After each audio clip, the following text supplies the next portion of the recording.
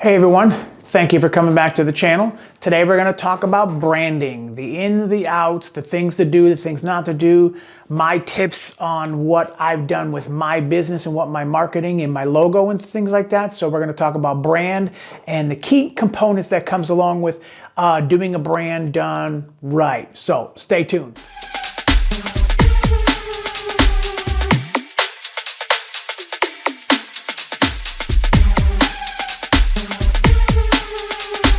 Hey everyone, welcome back to the channel. Today we're going to talk about branding, the importance of it, the reasons why you do it and why you should do it, and the importance of it.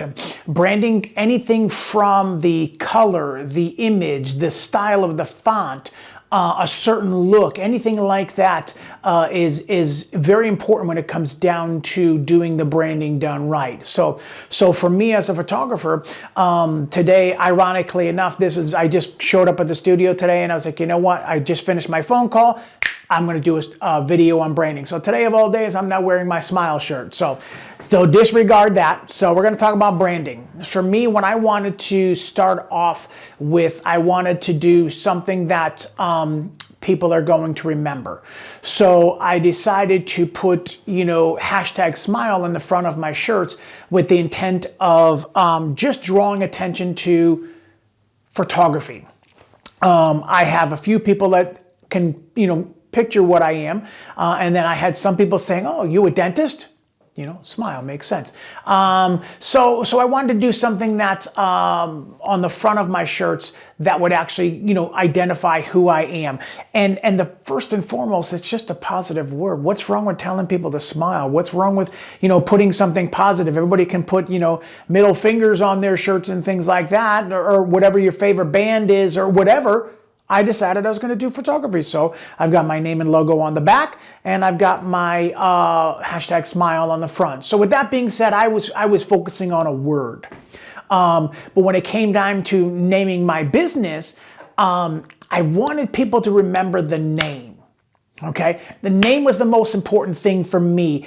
It could be, Click Photography, and when you say, hi, my name's Ron Lemelin, they're going to be like, oh, are you from Click? No. When you say, Lemelin Photography, when you say, hey, my name's Ron Lemelin, oh, I've heard of that. Are you the photographer?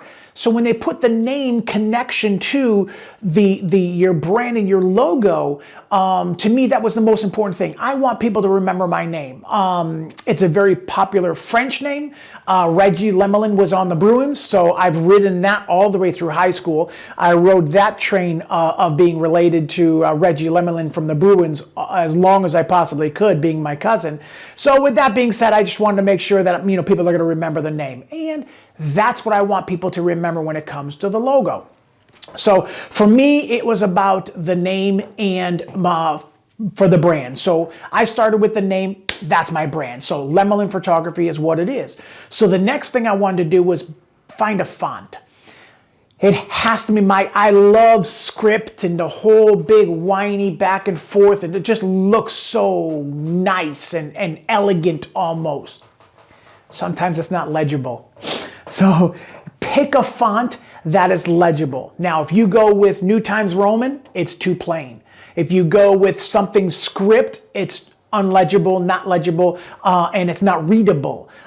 So make sure you pick a font that is readable, have a little bit of a slant to it, have a little bit of a overlap to it. I did do a long time ago, Fiverr is not part of this. I did have Fiverr do a couple of logos for me. Very happy with the results. But I was my biggest suggestion to you is experiment. Find in Photoshop. Now, branding can be for any business that it is. You can be a realtor, you can be a car salesman, no matter what it is. So take the philosophy behind it that no matter what you're trying to do, make it and apply it to your business. So me as a photographer, anything that has to do with a camera, a shutter, anything like that. So I started with the name first. So once I got the name done, I had to pick a font, and I ended up going with Believer Fever is what the font that I used for my big, long, fancy S and everything else like that. And I love it. And then I changed the fonts a little bit along the way, and I finally zeroed in on what I wanted for the font, which is called Black Diamond.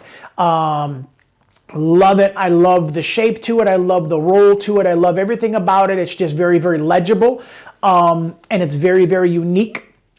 And I love it. So when I post my pictures, that brand, logo, font, name is on all of my images. Okay. So that's very important to me, was the font.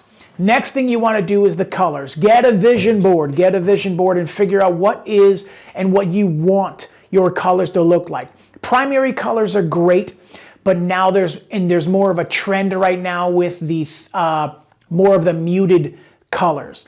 A couple of years ago, it was more light and airy. People were leaning towards style-wise also.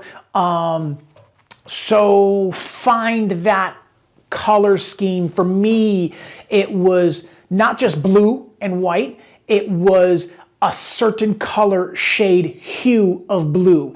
It was a certain color shade of a lighter blue, complemented each other.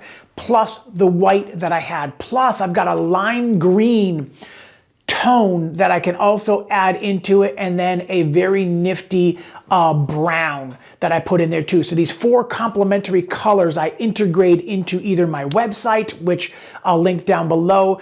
Very, very important to me to have your brand and your logo must match your website.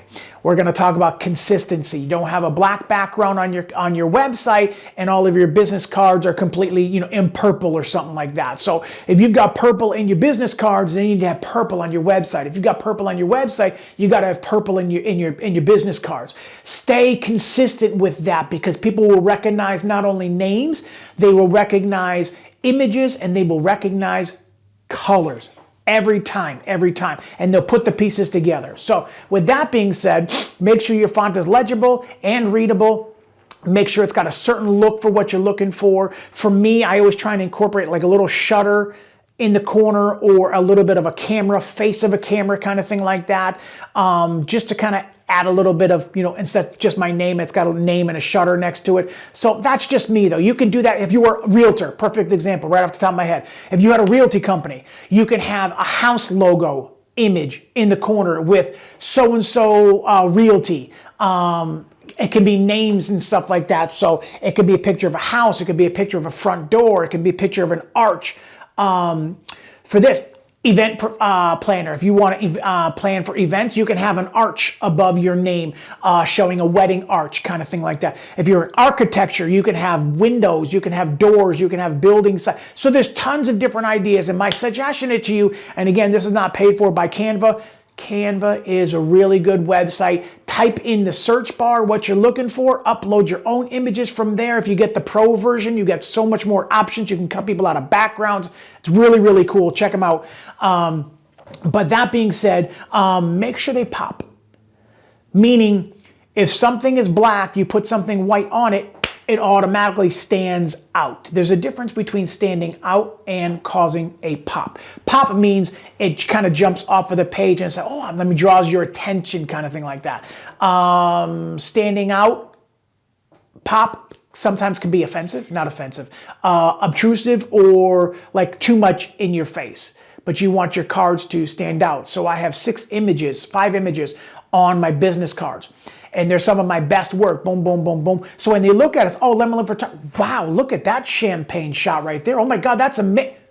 Your card's got to stand out. Then I have my little barcode on the other side, my QR code on the other side. You scan that, takes you right to my website, which is the same colors and consistency with my business card. So just remember that at the end of the day, experiment. Find fonts, ask your friends, but at the end of the day, follow your gut. Oh, I really like this one here, but if you can't read it, don't go with it. So experiment, take some time to experiment with it, but once you do, commit to it.